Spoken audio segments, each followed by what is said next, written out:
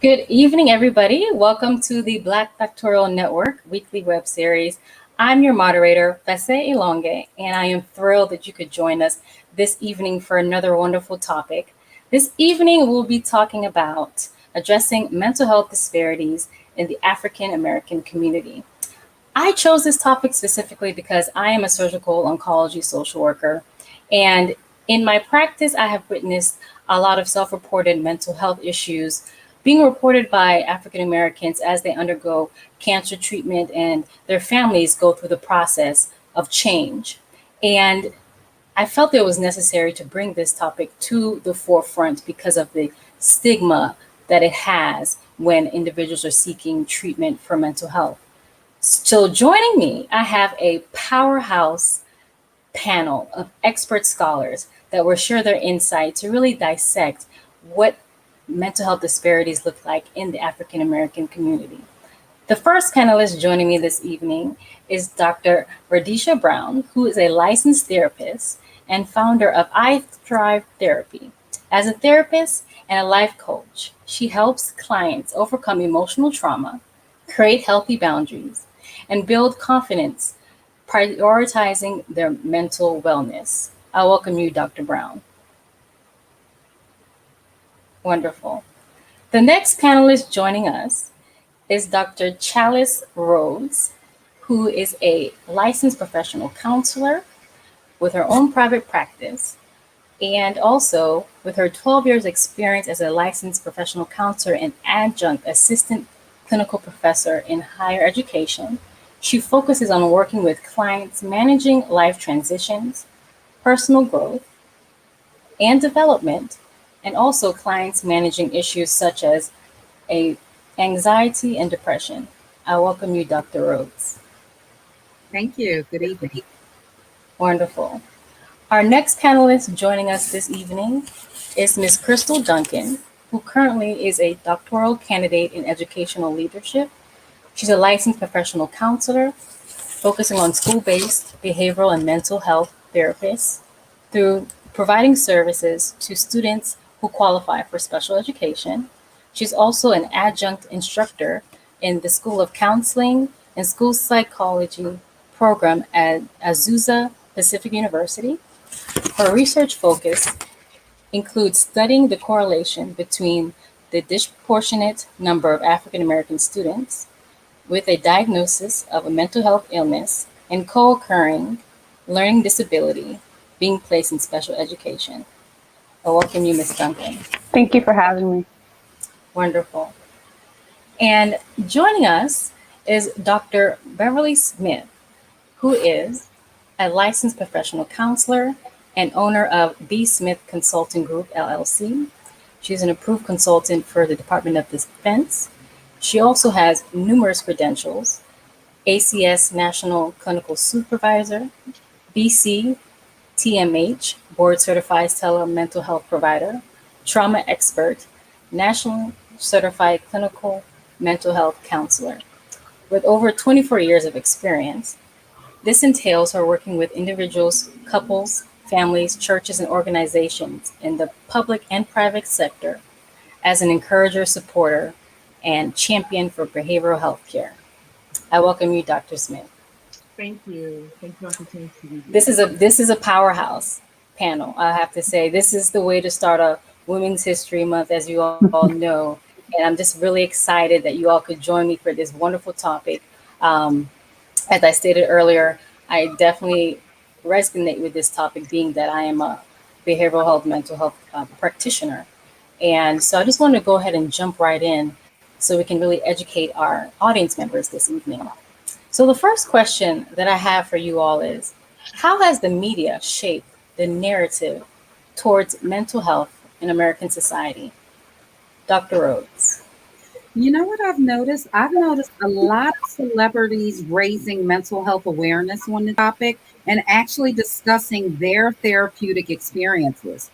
So I think with that at the forefront, it's also helped encourage people to let people know that it's okay, to reach out for help in our community. No, thank you. Dr. Brown, I think you're mute.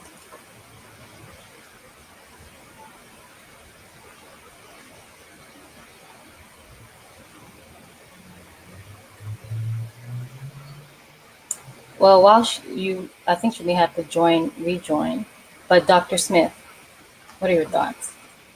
I think the media has definitely played a role in mental health care. I think the media now has, as Dr. Brown stated, celebrities that are bringing more awareness to the need for mental health care. But I also think there's still work to be done in regards to what the media can do. We can help more in reducing the stigma. We can help more in changing the narrative of the language that we use in reference to how we label individuals when it comes to mental health care. So the media can definitely has done a great job to a certain extent, but there's a lot of work that still needs to be done. No, thank you. Um, Ms. Duncan, what are your thoughts? Yeah, I was sitting here as I was listening to the other panelists. I definitely agree. And I think the only thing I would add is I think it's refreshing to now have other people on board what all of us have known for a long time. It's not new. The pandemic didn't create, mental health disorders. It just brought them out and amplified them. I do appreciate that celebrities are kind of breaking the stigma, but I still see the criminalization of mental health, right? You see it in comedy movies, you see it, it's very much in horror movies. And so I'm hoping to see some changes in that, but I think we're going in the right direction. So I'm happy to see that. No, thank you. Dr. Brown. Okay. Well, we may have to just continue to move on to the next question, but Okay, I'm ready. I apologize. yes, welcome back. Devil don't want us to be great today, but we will be great. I apologize. Some of the comments I definitely resonate with. I think the media is a double-edged sword. I think the more that celebrities and folks are talking about mental illness is good, but overall there's this trend and stigma associated with mental health that media has been associated with, kind of perpetuating over time. And so we're all in this fight as warriors of mental wellness to help reshape that. And part of the work that we do is educating our community and our clients about the need for mental health and mental health services. But media can be good and bad. So there's two ways to look at that. But certainly I'm impressed by more and more celebrities talking about their own mental health challenges and getting treatment, so that we can start normalizing it and making it just a regular conversation, just like anything else. No, I definitely agree with you all. And I think just having this panel discussion in itself starts that conversation with addressing some of the issues that are going on within mental health. So thank you all for your responses. The next question that I have is, what types of mental health issues are prevalent in the African American community? Dr. Smith. In the African American community, I have found several mental health issues to be prevalent. First of all, some of them are undiagnosed, and that is an issue in and of itself in seeking care and seeking treatment. And then when you seek it, being able to receive it appropriately so that your needs can be addressed. But based on my experience as well as research in the African American community, you will see anxiety as an issue, you will see depression as an issue, and most definitely you will see trauma as an issue within the African American community. Now, that does lend itself to talking about historical trauma. It does lend itself to, just dealing with the trauma of living in America that many African Americans have experienced for centuries, and definitely within the last few years, as we've seen on social media, where various incidents have happened, whereas an African American male or female has been injured or even lost his or her life. Hmm. No, no, thank you for that insight. Ms. Duncan. Definitely, those top three are the same for me. In my context, it's K-12 mostly. Definitely lots of anxiety related to, kind of a lot of different things. I think race-based trauma is something that we don't want to acknowledge, but it's very much prevalent in schools. It's prevalent outside of schools. A lot of depression and then resulting in suicidality. I have students that, it's not talked about, it's not acknowledged, when they're having ideations of wanting to harm themselves, but it's the second leading cause of death among adolescents is suicide.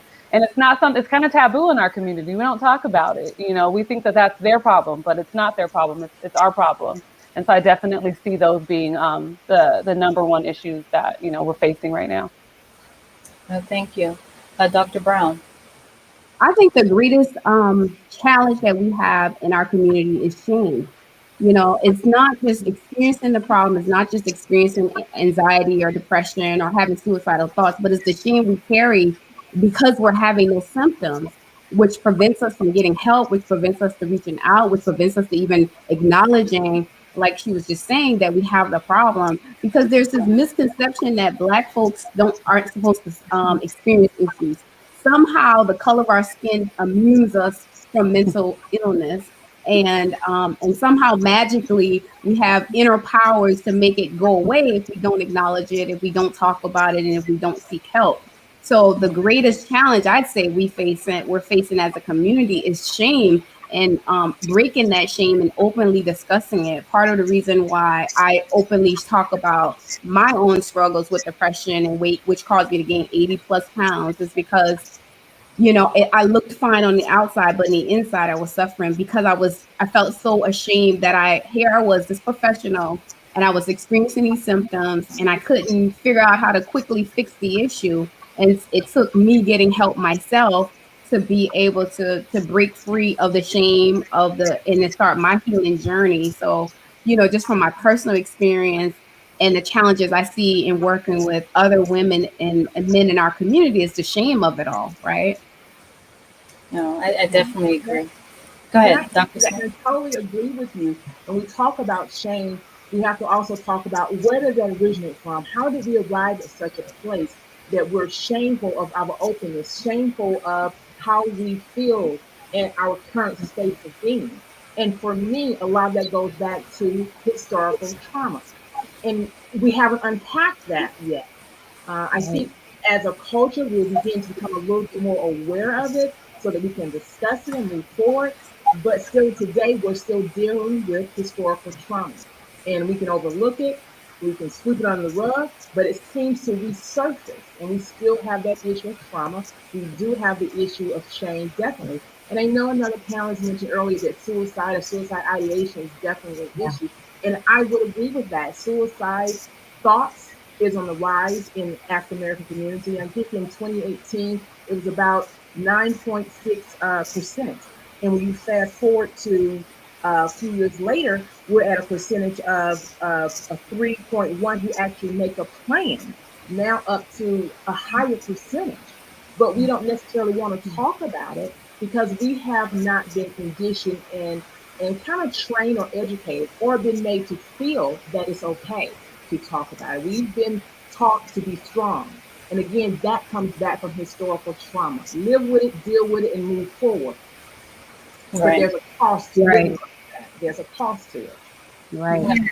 Definitely. Dr. Rhodes. Yes, and I wanted to add, just to extend the discussion, my colleague and I, Dr. Bernice Kennedy, we developed a multifaceted model of depression in African American women.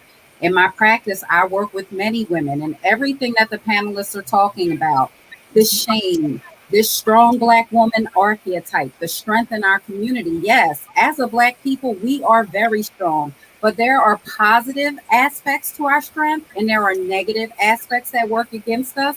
And as one of the panelists shared earlier, one of those things is not reaching out for help, right? Because we have seen our grandmothers, our mothers push through and get through things, right? And we don't always see them reaching out for help. So that's something that we need to do as a community. We need to reach out for help. It's okay.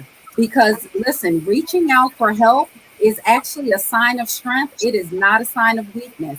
But along with that shame in our community, we tend to view reaching out for help as a weakness. It's not. It is actually a strength. And I commend all in our community who are reaching out for the support, because our mental health is just as important as our physical health. They go hand in hand.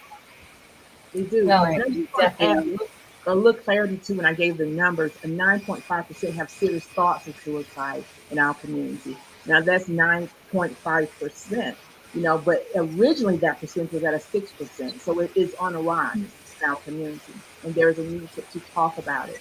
And there's a need to embrace, if you will, where we are in our pain and our well-being. No, I agree with you all. because I think, and this is where we start with making and transitioning that narrative of how it's a shame to talk about it. That's what has been placed on, and I think it's more of a westernized perspective. But we'll go more into that in our question. Thank you all for your feedback. So, since we've already dived into the cultural, social, and historical aspects, how have social, cultural, and political issues influenced the perception of mental health among African Americans? Dr. Brown. For me, it really has, the political piece has influenced mental health because of access to care, being able to, the fundamental aspect of being able to not only, once you realize, hey, I need help, and taking that strength to say, okay, now I'm looking for help. Now being able to access help, that's the next biggest struggle we have in our community, because there's a lack of access. There's a lack of qualified therapists. You can see there's a lack of insurance coverage. There's financial barriers. And so politics does absolutely influence mental health and access to mental health, because, if politicians don't believe that we need to have access to care, and the legislation and the laws don't require insurance providers to provide it to employees that are paying for insurance, that's just one more hurdle that we're facing greatly in our community, is now, after we realize, hey, I'm having suicidal thoughts, I want to get help. Where do I find a qualified therapist that may look like me in my area, and how can I afford it? Because my insurance provider doesn't cover it. So I'm looking at paying out of pocket and all these other financial challenges to be able to now get the help that I now see I need. So all of it is all intertwined, and it definitely shapes how well African Americans can access care, and care being available to them. So there's definitely a huge disparity between African Americans and other cultural groups being able to in access and therapy. Because when you look at the statistics, and Dr. Smith can probably give you better statistics, but overall, the greater number of people seeking therapy are going to be white women. Overall, when you look at the numbers, and next to white women is going to be white males. And so you have more Black females seeking therapy, but a very, very small percentage of Black males. And you think about all the trauma, especially the racial trauma our Black males are facing, and then you look at the numbers that they're not getting the help that they need, that we all recognize that they need. That's definitely part of this movement I think I'm feeling in this country, with clinicians and with our community, and saying, okay, enough is enough. We deserve good care. We deserve access to care, and it's time that we get it right. Thank you, Dr. Rhodes. You know what? I want to focus on a Black household. I think we still have these notions in our Black homes that, what happens in this house stays in this house, and it prevents our community from reaching out for help. I think also in our community, with such high rates of poverty, if you think about Maslow's hierarchy of needs, right? People have to have their very basic needs met. So those needs are food. We need to eat. We need to have housing, right? We need to have clothing. And when those factors are at the forefront, it's kind of hard sometimes for our families to focus on mental and emotional health. Mm-hmm. People aren't focused on that because they're trying to make sure their bills are paid and that they have a roof over their head. So I think bringing the awareness from the media and everything that we all have been doing in the community, and that we will continue to do, will kind of target that. We'll raise the significance and the importance of that in our families. No, thank you, Ms. Duncan. Yeah, I'm taking it all in, but no, I'm right there. I'm going to piggyback on what Dr. Rose was saying. It's generational for us. I think about even generational secrets that we have in our families. And how dare you, seek out therapy and tell our business, right? You're going to take our personal business and take that to those people, and then those people don't look like us. And so then it reinforces this sense of these people can't be trusted. And in all fairness, there have not been a lot of historical proof that, people can be trusted, right, outside of the family. And I think about my context of K-12 education. When we sit here as educators and I'm at an IEP table and we're having an IEP meeting and we're talking about the needs of a student, and I'm the only one that looks like the family, and everyone else here are white males or white females, but I'm supposed to entrust in you that you've got my child's best interest, but there's a plethora of evidence to support that you in fact don't. And so I don't trust you to educate my child. Why would I trust you to help them with their mental health? And so I think it's definitely generational. And then educators, traditional educators, and we're looking at that, they don't get that. They don't understand, well, why wouldn't they trust us? It's so much deeper than what's at the surface. No, thank you for those points. Dr. Smith. I definitely agree with what the other panelists have said. Definitely social, cultural, and political issues have influenced perception of mental health among African Americans. I think COVID-19 has brought a lot of that to surface and brought it to the forefront for some. But the struggle that most are experiencing during COVID-19 added on mental health issues, but those mental health challenges were there before COVID-19. Just that COVID-19 now has kind of put it on the table, and we're at a place now that we have to discuss it and not just sit and struggle with it or pretend that it is absent. Yes, we deal with the stigmas associated that maybe we perpetuate, but also our culture and also our country has not fully embraced mental health care to the fullest like it should for all Americans. But as we're talking about African American communities, I think we have a harsher blow, if you will. We need culturally competent therapists. And so when African Americans go in to see a primary care physician or go to see anyone, they need to know that they're going to receive adequate care. They need to know that they are going to be respected. They need to know that, hey, you have an issue, you brought it here. We are going to troubleshoot, provide adequate treatment until the issue is resolved. Because oftentimes when African Americans go in to seek help, they end up finding difficulties in receiving help and being respected. And so we need to begin to remove some of those barriers. And we can do some of that by having culturally competent healthcare providers. No, I definitely agree. You all have provided a plethora of great points. And as you can see, a lot of our audience members are agreeing.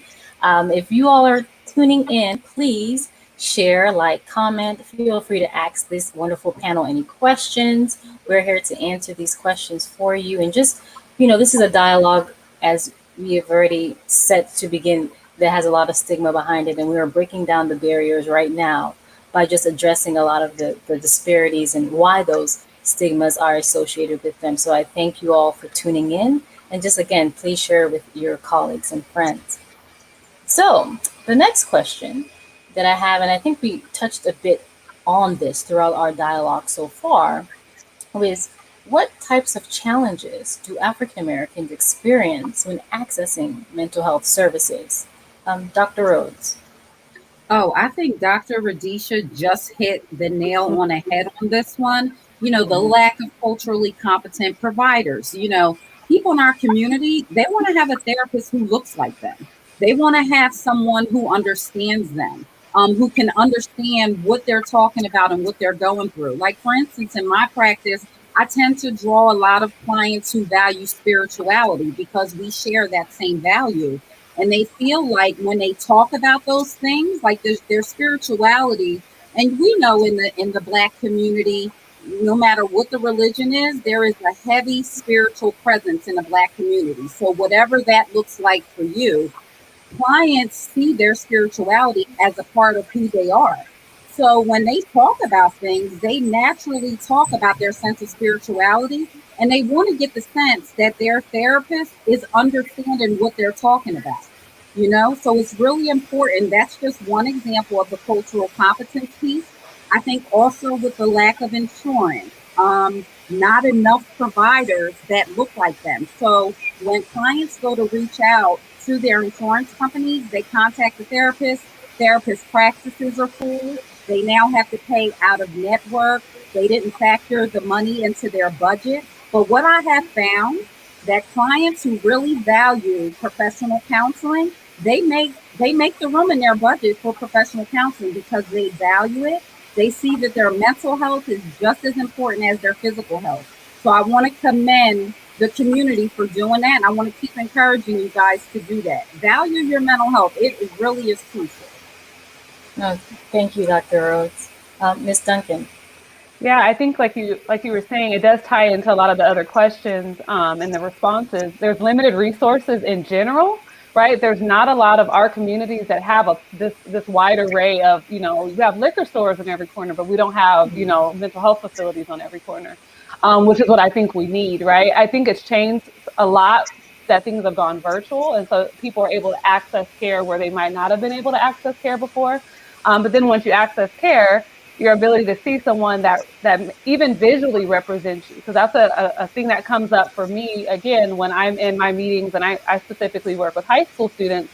When I walk into the room, the parent is like, oh, thank God, right? I might not have anything, you know, important to add to that conversation, but because I visually look like them, there's an automatic sense of comfort and of trust, and that's just not something that our people are able to see. That's not in, you know, in something that we're going to be able to offer them a lot of. And so I think if we had more of that, and we have more discussions like this where we're openly talking about it and we're normalizing it and we're generalizing it, I think that I also see that, you know, barriers for my students and for students is that rather than offering my services or mental health services, we're offering punishment instead of, you know, restoration. We're offering discipline instead of trying to get to the bottom of what the problem is.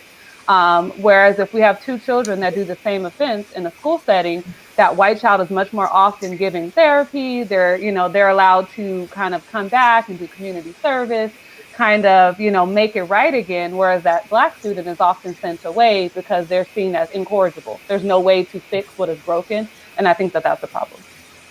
No, thank you for highlighting that. That's a very important fact. Dr. Smith. I think we've said raised some important points. We need culturally competent counselors, and that is if you're black, white, green, or yellow, we need you to be culturally competent for those who you are serving. And I think by mere fact that we're having this event tonight provides an avenue to educate, to help reduce stigma, to help with these disparity, if you will. One of my missions is to make sure I advocate for mental health care, but also I do it in a way that may be palatable, or making sure that if I'm speaking to my little black and brown sisters and brothers, that I share with them, hey, this is my background. This is what I have done. You can do it too. And I share with them what I do. It starts with creating a reason for them to change, if our culture to change the narrative. And so just being available in the community, making mental health acceptable, even just in natural conversations, I think is important. And I like when Dr. Rhodes said she does incorporate spirituality. I do as well. Spirituality is a heavy part of our culture, so we can't discount it. But at the same time, we do have to share that we have other tools in conjunction with spirituality, in conjunction with friends. We have other tools, and we have other African Americans in the community who have been trained, specialized, experts in what we do to bring health and healing. And sometimes we don't look at our mental health as part of our health. Mental health behavior care, it is health care. You can't separate the two. Thank you, Dr. Smith, for those. That really makes a lot of sense, and I like how you conceptualize that. So thank you. Dr. Brown. Uh-oh. I think she may be frozen. All right, so we'll wait for her to. She'll be coming back. This is the thing about technology sometimes. Dr. Brown? Okay. Absolutely. I agree with all of the panelists in terms of our community and connecting with qualified professionals that look like us, that sound like us, that where we could just be ourselves, where we don't have to explain when, you know, certain terms that we use and how important spirituality is to us. All of those help to normalize therapy and having those conversations. Because what we do know is that symptoms start as early as in the early teens, right? And what's being mislabeled as disciplinary issues is actually early signs of mental illness developing, depression, anxiety, especially in our children. And so the more they have access to care, the more we talk about it, the more we educate ourselves as well as our family members, the better off and the more healing can happen in our community. Because what we do, we're heart healers, right? We heal the broken heart. And we as a community need to value the importance of healing what's broken, and not just the physical aspects, but the emotional, the mental aspects, because it directly affects the physical outcome. It directly affects any physical conditions you may have. We know that the mental piece can add value to help improve the physical, or the reverse of that. So it's so important. It's equally as important, and I would say more important than the physical is the mental, because it drives the physical. Because if I'm not feeling so good, I'm laying down, I don't want to get up and exercise. Well, we know exercise helps to improve your physical wellness, your endurance. So it's all connected, and we, as a community, need to start prioritizing and embracing mental health care in our homes and in our communities. No, I definitely agree with you. So thank you. And I love all the points that you all have provided, just so the audience members can really get a grasp on the disparities and what it looks like and what needs to happen in order for them to be comfortable enough to come and seek care. So I know that we've really dug into this topic, but I did mention initially when I mentioned westernized, and I think you all know where I'm going with the next question that I have. Taking in consideration, you've mentioned a lot of cultural competency in this dialogue. And as I stated earlier, there's a Eurocentric type of westernized push for how we perceive, or African Americans are told to perceive mental health issues. And as Dr. Rhodes mentioned, spirituality being relatively important and even inclusive of the Afrocentric perspective, which does take into consideration telling the perspective of African Americans and their experiences. So, as behavioral health, mental health professionals, how important is it to provide culturally inclusive mental health treatment options to the African American population? Ms. Duncan. Yeah, it's everything is contextual, and I think when you kind of have a one size fits all, this is how, this is my therapeutic, this is how I approach clients, but you're not taking into consideration their context.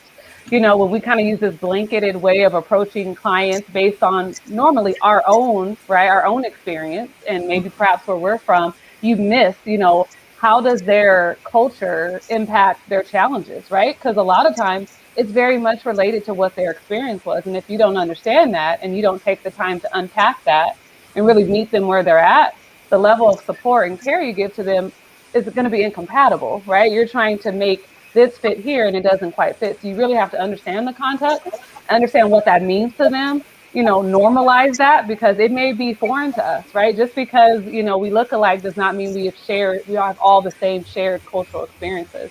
I'm on the West Coast, I'm in California. That's in fact a culture that's in fact very different from the East Coast, or when you go down south, or when you go across the water. And so understanding the context, that just because we look alike does not automatically mean that I'm going to understand your struggles and be able to appropriately help you. Definitely. Dr. Smith, what are your thoughts? I think cultural and inclusive mental health treatment options is extremely important. I agree that it's within the context of the individual. Each of us may have different life experiences. We have a different journey. And so that journey has built us to receive certain options as viable options, and we've looked at other options as not viable. Um, Case in point, mindfulness. Um, I know a lot of us practice mindfulness, we talk about it, but when you start talking about African Americans in mindfulness, you may have to have an additional conversation about how does that intersect with my spirituality? Am I praying to something else other than what I believe in? And so you have to make it culturally relevant, and you have to talk about meditation, affirmation, but you also have to take consideration the family, the context of this family as part of the treatment plan. we can exclude it because we operate and we live and we breathe and survive within our context of our community, okay, not in isolation. And so we look at mental health, or we should look at treatments for mental health inclusive of the family and the Black family in particular. Well, thank you for those points. I definitely agree. Dr. Brown. I absolutely agree. And culture is about tradition and beliefs and traditions within the family. And as Dr. Smith just talked about, what does that look like for each individual, right? We have to take it at an individual level because I'm a therapist in Georgia.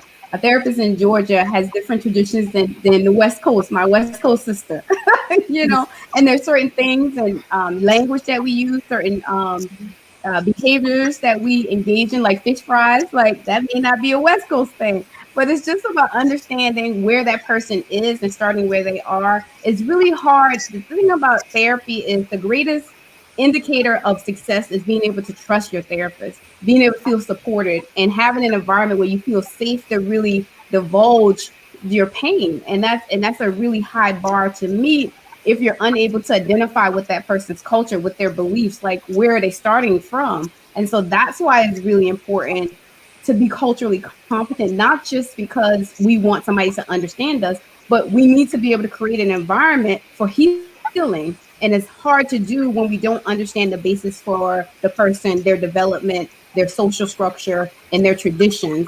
And so that's why, it's important to not just look at one specific aspect of mental wellness and doing it one way.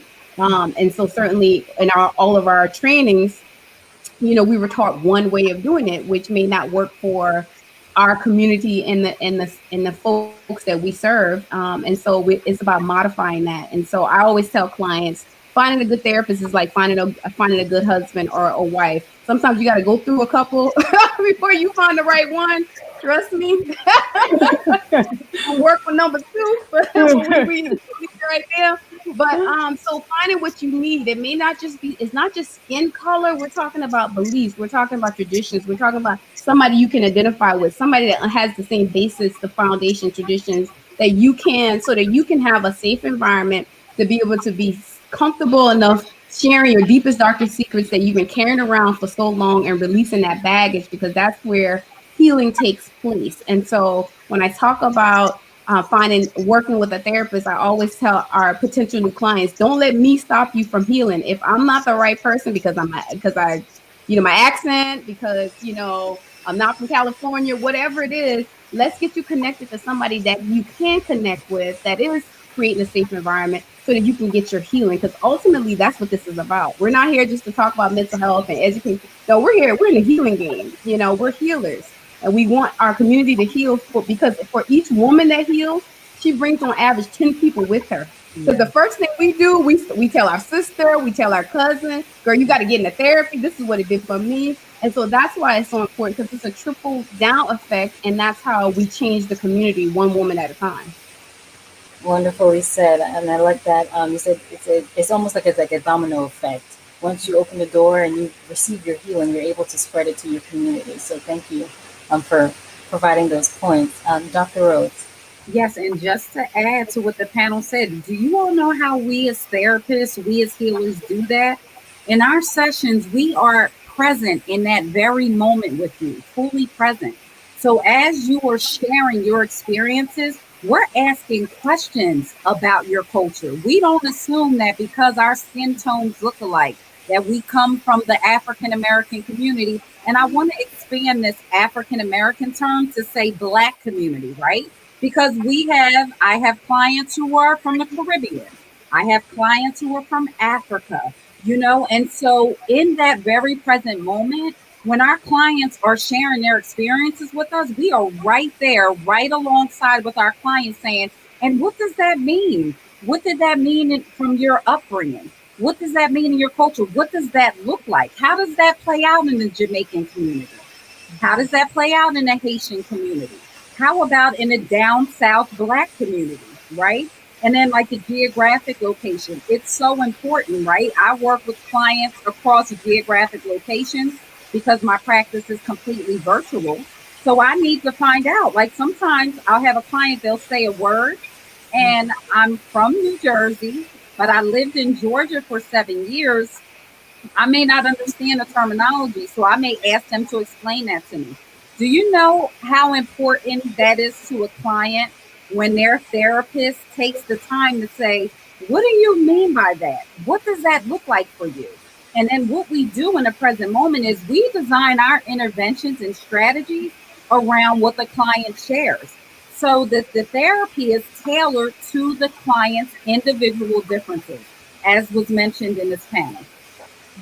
And I want to add something to that, if you don't mind. We talked about culturally inclusive treatment options for African Americans. In light of COVID-19, as we're navigating through it, and when it becomes post, we're going to have to take into consideration culturally inclusive grief and grievance as it pertains to the African American community as part of the treatment options. We have not had the opportunity to grieve and to navigate through this death process during COVID-19 for those of us who have lost loved ones. We haven't been able to make it culturally relevant in terms of being present. We're used to, mourning. We're used to being connected with family. And so we have missed out on that piece.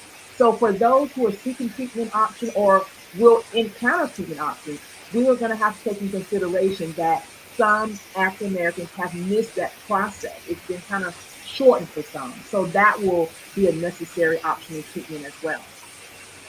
No, thank you, Dr. Smith. And I think, as you can see, a lot of our audience members are agreeing with what has been shared here today. And I'm really enjoying this dialogue. And it's wonderful that you all, again, I just want to say an early thank you for joining me this evening and really educating our audience members on what it looks like behind the door of going into and seeing a therapist or a licensed professional counselor and getting what you need. And removing those blurred lines. So I really appreciate you all for sharing your insight. Moving on to the next question that I have, and I think this is such a broad topic, and we've had a wonderful dialogue, and I know we've talked about a lot of community. How imperative are external factors like community support networks, nonprofit organizations in providing support to the mental health sector? Dr. Smith. Yes, I think a network of support is definitely needed. The external factors that reside in our community, including the church, including other networking organizations, can help to advocate for appropriate mental health care. They can also provide assistance. They can also provide other support that will allow individuals to move more towards well-being.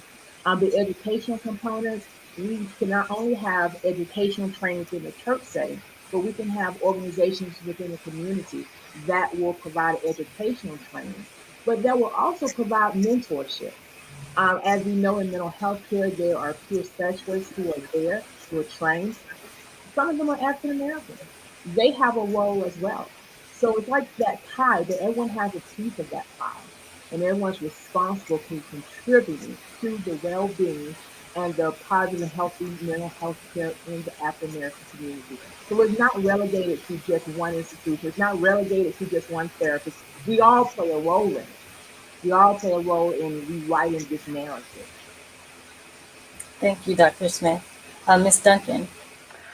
Just to add to that, I'm definitely a believer in mentorship. And I also think of when we talk about children, and then we talk about children in schools and in their education, it needs to be embedded into their education, just like anything else. Math, social studies, science, social emotional learning, mental health needs to be a part of their curriculum. It needs to be something that when they graduate and we're concerned about how well can they read, how well can they do math, how well can they computate these equations, how well can they care for themselves, and how emotionally healthy are they, in addition to this diploma that they're walking away with a degree. And I think outside providers can come in and kind of legitimize that work and kind of partner and go parallel with educators and being able to do that for our children.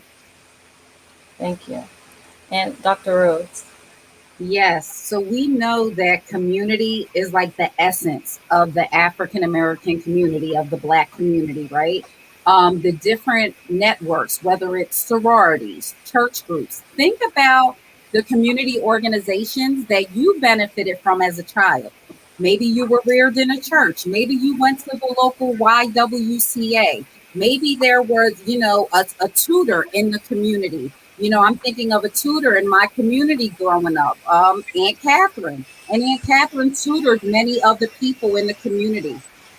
A healthy support system is essential.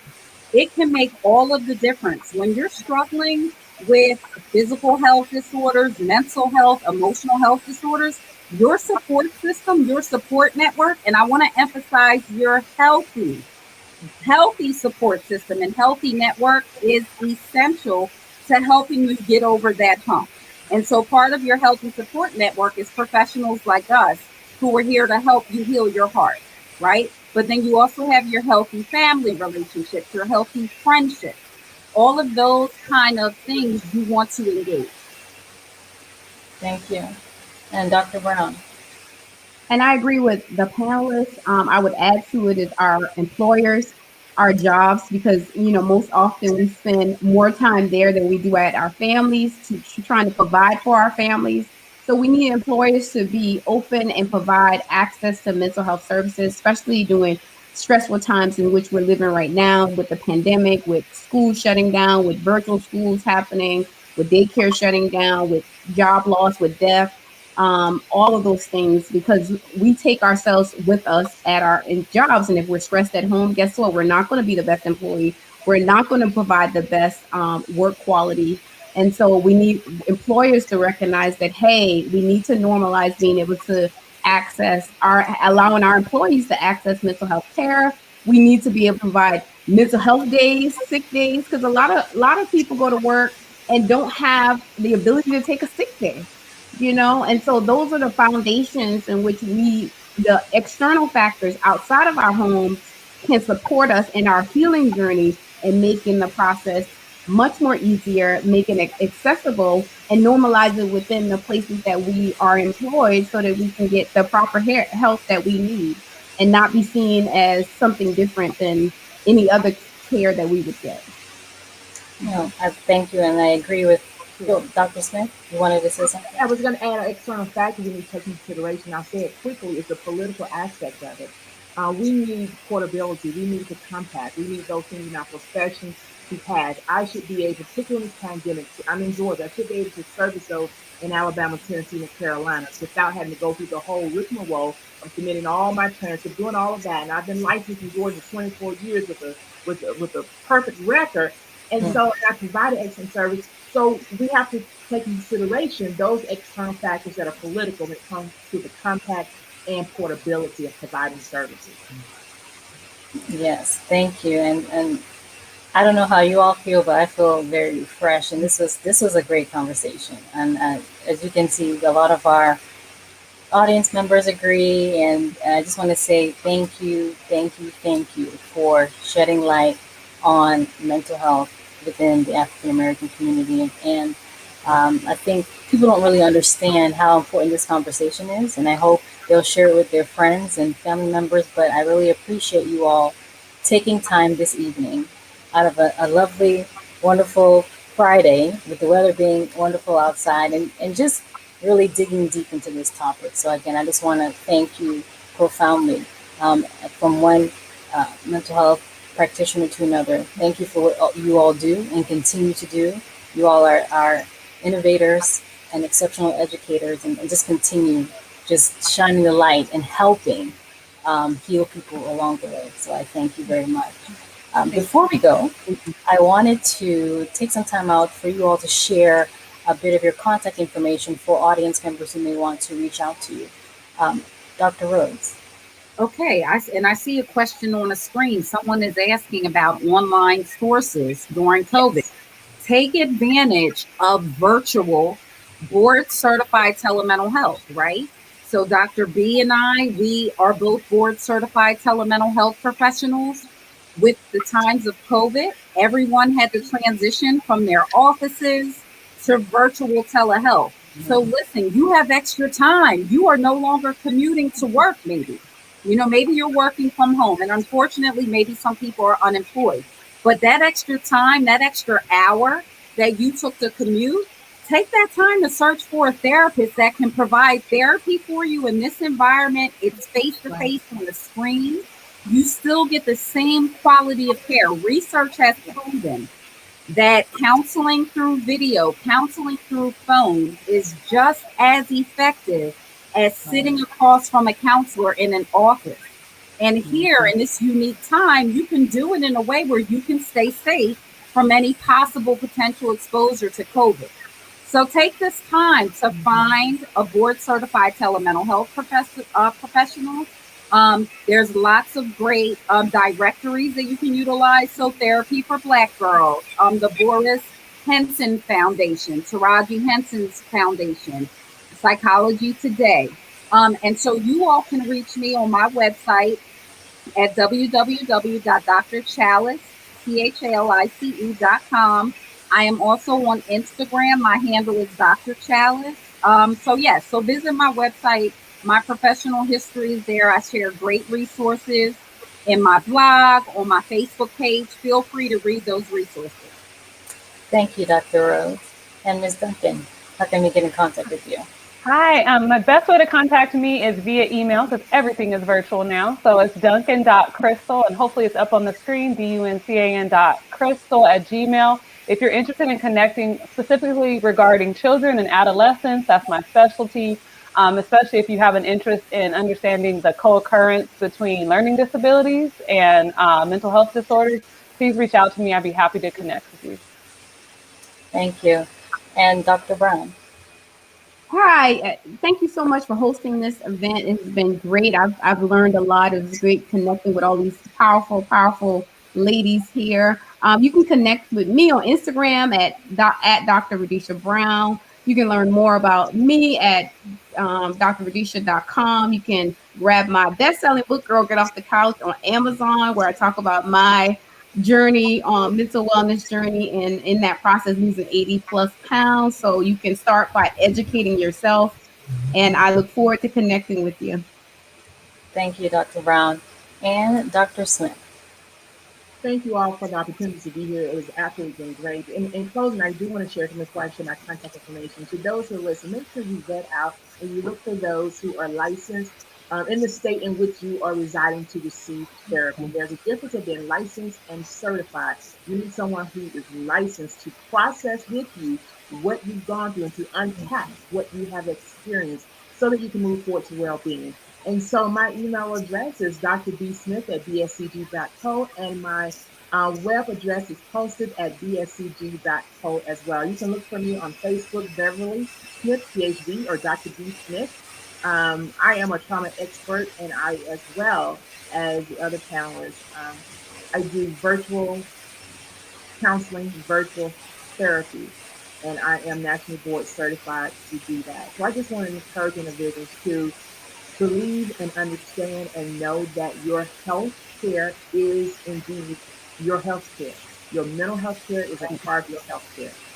Right. So thank you again for the opportunity to be here. Thank you. I mean, this, again, audience members, I told you I had a powerhouse panel this evening, and you all have been phenomenal. I just want to thank you again. And this has been a wonderful conversation that we've had, again, here on Friday at 7 o'clock. If you've enjoyed Conversation Starters and would like to keep up to date with the latest BDN developments, please be sure to check us out on blackphdnetwork.org, become a member, or follow us on Facebook at Black Doctoral Network. And please be sure to share this live with your friends, family, colleagues, and professional networks. I'm your moderator, Fesse Longe, and we look forward to seeing you next time. Have a good night.